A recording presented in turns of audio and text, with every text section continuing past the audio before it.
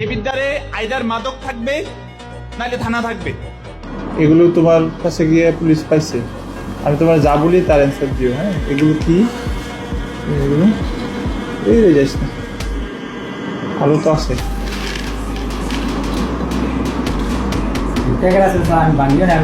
শোনো, তুমি তুমি তো খুব ফেরেস্তা, আমার কথা তুমি শুনো।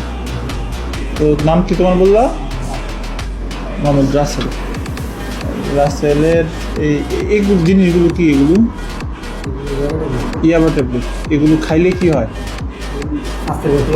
আস্তে ক্ষতি হয়। আচ্ছা, এখন বলো কোত্থেকে এগুলো আসলো? এখন ধরো যে তুমি হচ্ছে খুচরা ব্যবসায়ী, আমি খুচরা ব্যবসায়ী, দুইটা লাভ নাই, আমি আগাইতে পারবো না। আমি চাই, এই দেবিদ্বারের ওসিও চাই, আমরা সকল অফিসার নিয়ে, এই এলাকার জনগণ নিয়ে এই দেবিদ্বার থেকে মাদকটা আমরা মুক্ত করে দিই। ঠিক আছে? এখন তুমি ছোট ব্যবসায়ী, 100 পিস না, আমরা চাই যে 1000 পিস, 5000 পিস। স্পেশাল ধরছে কত? ডিবি ধরছে 3 লাখ পিস। এই তুলনায় আমরা কিছুই না, কিন্তু আমরা এখন চাই যে এই দেবিদ্বার থেকে মাদকটা আমরা মুক্ত করে দিই।